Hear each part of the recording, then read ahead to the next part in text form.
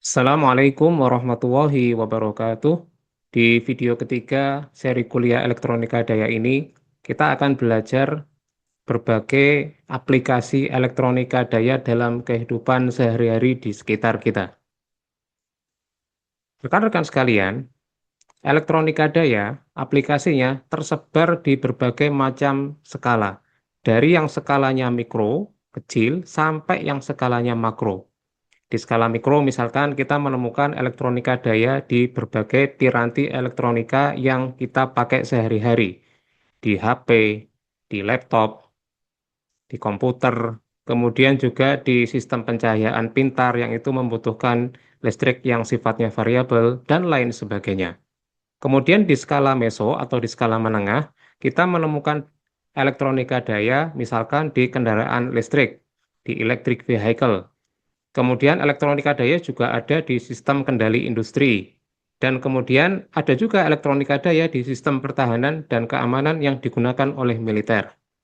Di skala yang lebih besar atau di skala makro, kita menemukan elektronika daya di sistem tenaga listrik atau grid, baik itu di sisi transmisi maupun distribusi, kemudian juga di sisi pembangkit, dan utamanya adalah di sistem energi terbarukan, dan juga di sistem penyimpanan energi.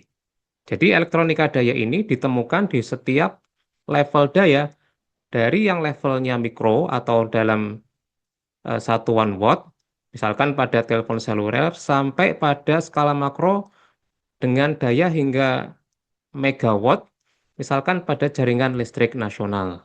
Mari kita bahas satu persatu aplikasi elektronika daya yang sering kita temui di kehidupan kita. Yang pertama adalah elektronika daya digunakan di integrasi energi terbarukan. Kita tahu pada hari-hari ini energi terbarukan menjadi topik yang banyak dibicarakan di mana-mana, bahkan menjadi salah satu isu polisi nasional atau isu kebijakan nasional. Dan di antara banyak energi terbarukan yang sering kita temui dalam kehidupan sehari adalah energi matahari dan energi angin, yang itu diimplementasikan lewat solar panel dan turbin angin. Solar panel atau panel surya ini menghasilkan listrik DC dan intermiten. Intermiten dalam arti dia perubahan dayanya itu tidak bisa diprediksi dengan akurat 100% karena sangat bergantung pada ketersediaan cahaya matahari. Demikian pula output dari turbin angin ini juga intermiten meskipun AC. Dia intermiten karena dia sangat bergantung pada kecepatan angin yang tentu lebih sulit diprediksi dibanding cahaya matahari. Maka, untuk bisa menggabungkan output dari dua jenis energi terbarukan ini dan kemudian mengintegrasikannya ke sistem kelistrikan yang sudah existing, kita membutuhkan elektronika daya dalam bentuk power conditioner atau sistem pengkondisi daya. Tujuannya apa? Tujuannya adalah kita mendapatkan integrasi energi terbarukan yang seamless, yang bagus, yang smooth, dan nanti tujuan akhirnya adalah daya yang dihasilkan oleh energi terbarukan ini bisa dinikmati oleh konsumen tanpa masalah apapun. Karena kalau daya mentah yang dihasilkan elektronika daya ini, yang dihasilkan oleh energi terbarukan ini tidak diolah terlebih dahulu, maka menimbulkan resiko kerusakan pada piranti-piranti elektronik karena sifat intermitensinya tadi. Ini aplikasi yang pertama. Kemudian, masih di skala makro, kita menemukan elektronika daya di sistem transmisi arus searah atau HVDC. Di sistem transmisi HVDC atau arus searah, pembangkitan tetap dilakukan melalui listrik AC. Dalam artian, pembangkit-pembangkit kita, pembangkit-pembangkit besar itu membangkitkan listrik dalam bentuk listrik AC tetap. Kemudian nanti di sisi beban, beban juga mayoritas adalah beban AC yang itu mengkonsumsi listrik AC. Adapun DC-nya itu diaplikasikan di sistem transmisinya saja. Nah, jadi di sisi hulu AC, di sisi hilir AC, dan listrik DC-nya itu ada di antara keduanya. Maka di sini untuk mentransmisikan AC, kita membutuhkan setidaknya dua buah konverter, dua buah stasiun konverter atau gardu induk konverter. Gardu induk yang pertama ada di sisi hulu, di dekat dengan pembangkit, kemudian yang kedua dekat dengan beban. Di sisi pembangkit, Konverter ini bertugas untuk mengubah listrik AC yang dibangkitkan oleh pembangkit menjadi DC, kemudian ditransmisikan. Kemudian ketika sudah mendekati pusat beban, listrik DC ini akan dikonversi balik ke AC untuk bisa dikonsumsi oleh beban. Nah, maka di sini elektronika daya bisa kita ketemukan di kedua gardu induk konverter ini. Di gardu induk yang pertama, kita menemukan elektronika daya dalam bentuk penyearah. Kemudian di gardu induk konverter kedua yang dekat dengan beban, kita menemukan elektronika daya dalam bentuk inverter untuk mengubah DC ke AC. Nah, sistem transmisi HVDC ini punya beberapa kelebihan dibanding dengan sistem transmisi AC yang konvensional. Di antaranya adalah sistem transmisi HVDC ini lebih efisien untuk pengiriman daya dalam jarak jauh.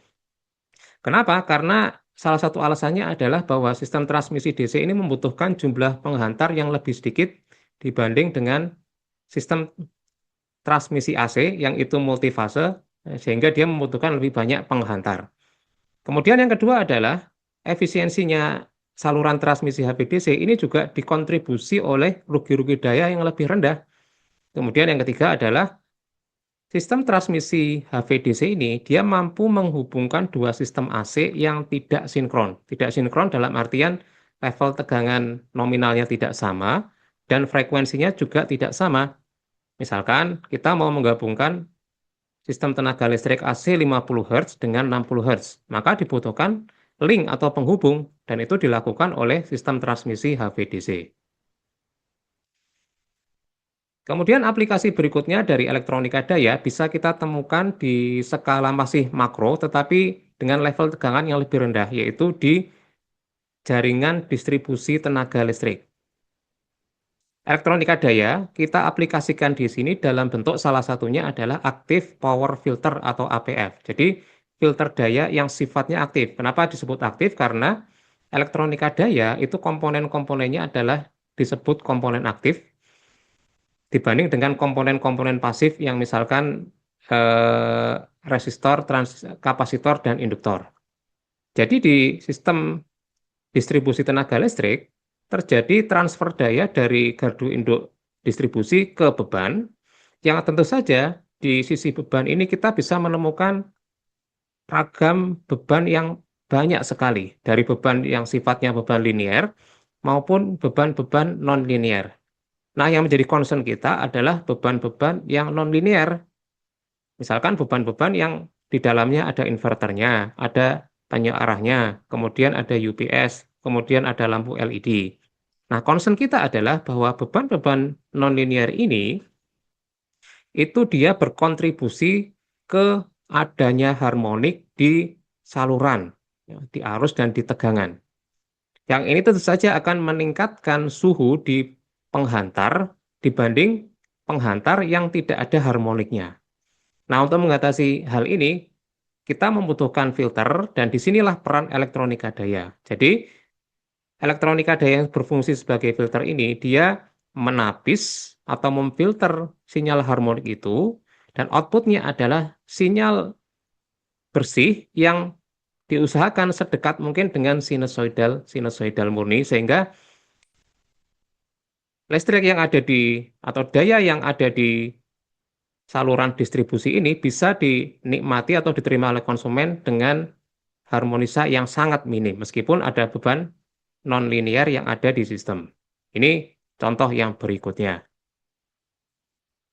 Kemudian contoh aplikasi elektronika daya di skala yang lebih kecil adalah di mobil listrik atau di electric vehicle. Kita tahu bahwa di electric vehicle, komponen utamanya adalah baterai dan motor listrik. Nah, untuk bisa mendapatkan tenaga, electric vehicle ini kan harus dicas pada soket baik yang ada di rumah maupun yang ada di SPKLU. Nah, sementara daya yang ada di rumah itu aslinya adalah AC. Sehingga untuk bisa disalurkan ke unit-unit daya di mobil listrik, soket colokan yang kita masukkan ke soket listrik di rumah maupun di SPKLU ini mengandung konverter, yaitu penyearah. Yang ini nanti akan didistribusikan ke baterai. Dan penyearah ini tentu mengandung komponen-komponen kunci elektronika daya, baik itu dioda, tiristor, maupun transistor.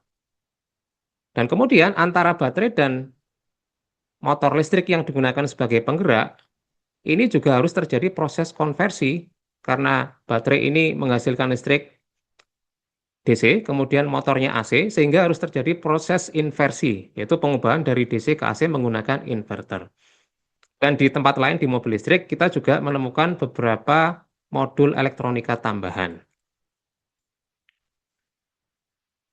Aplikasi elektronika daya juga bisa kita temukan di dunia industri, misalkan dalam regulasi kecepatan dan torsi, ya, motor-motor listrik yang dipakai di industri, kemudian aplikasi fabrikasi berat, baik itu misalkan di penggilingan baja, di pabrik semen, dan industri tekstil, kemudian di sistem kompresor yang mengatur suplai daya untuk meningkatkan kinerja dan efisiensi energi. Intinya adalah di mana kita membutuhkan sumber listrik yang sifatnya variabel dan adjustable dan itu terregulasi, maka ada elektronika daya di sana. Demikian pula di skala menengah, kita bisa menemukan elektronika daya di dunia pertahanan dan keamanan yang biasa dipakai oleh militer. Ya, misalkan di sistem kontrol penggerak penerbangan, kemudian di sistem pendaratan, sistem bantuan pertahanan, dan di pemrosesan sinyal militer. Ini kita meskipun yang menjadi tokoh utama adalah sinyal processing, akan tetapi ini tidak akan bisa direalisasikan tanpa ada elektronika daya di belakangnya. Jadi di sini elektronika daya tingkat lanjut mutlak diperlukan. Untuk apa? Untuk mereduksi disipasi panas dan memenuhi batasan ukuran atau berat yang ketat di pesawat terbang. Sehingga sistem-sistem yang ada di pesawat terbang yang kita sebutkan tadi itu bisa terrealisasikan semua. Kemudian beranjak ke aplikasi yang skalanya atau sifatnya mikro, elektronika daya itu bisa kita temukan di piranti elektronik yang kita pakai sehari-hari. Ya, misalkan di PC, telepon seluler atau HP, kemudian di AC, kemudian di mesin penyedot debu, di AC misalkan kita mengenal ada AC inverter. Nah, disitulah elektronika daya, ada inverter di sana. Semuanya membutuhkan penyiar arus dan regulator daya mandiri, dan itulah elektronika daya. Kemudian kita juga menemukan elektronika daya di sistem pencahayaan atau lighting, yang elektronika daya ini digunakan untuk mengatur level tegangan secara presisi. Kemudian dia mengontrol dan memanipulasi tingkat kecerahan dan mengelola pasokan daya operasional untuk memperpanjang stabilitas sistem pencahayaan. Jadi sekali lagi, di mana dibutuhkan sesuatu yang sifatnya dinamis dan tidak statis, yang sifatnya variabel, adjustable, bukan yang sifatnya fix, maka mutlak elektronika daya diperlukan di sana. Nah, selain sebagai enabler di piranti-piranti yang kita gunakan di saat ini, elektronika daya sesungguhnya adalah pemantik atau enabler dari teknologi-teknologi yang akan digunakan di masa depan. Misalkan energi terbarukan masih akan terus tumbuh hingga beberapa saat ke depan, beberapa tahun ke depan, dan ini menuntut adanya perkembangan teknologi di elektronika daya yang lebih advance. Kemudian, di dunia sistem tenaga listrik, mulai diperkenalkan smart grid di mana-mana. Ya, jaringan cerdas atau smart grid mulai di-enforce, mulai didorong, mulai dipakai di mana-mana untuk merealisasikan sistem penyaluran listrik yang lebih baik, dan ini tentu membutuhkan elektronika daya. Kemudian, diintegrasi AI dan machine learning misalkan, maka AI ini akan memprediksi beban listrik, mengoptimalkan arus, menekan biaya, menjadikan teknologi ini jauh lebih mudah diakses dan hemat biaya. Dan ini tidak akan bisa terrealisasi tanpa adanya elektronika daya.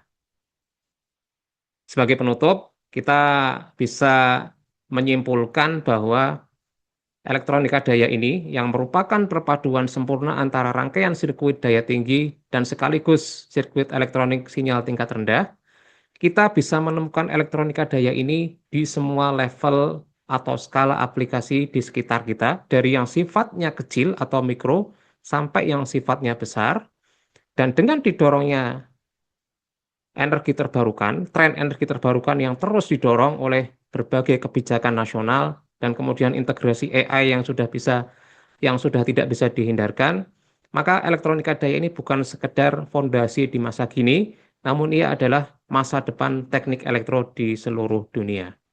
Demikian, kita bertemu lagi di video yang akan datang.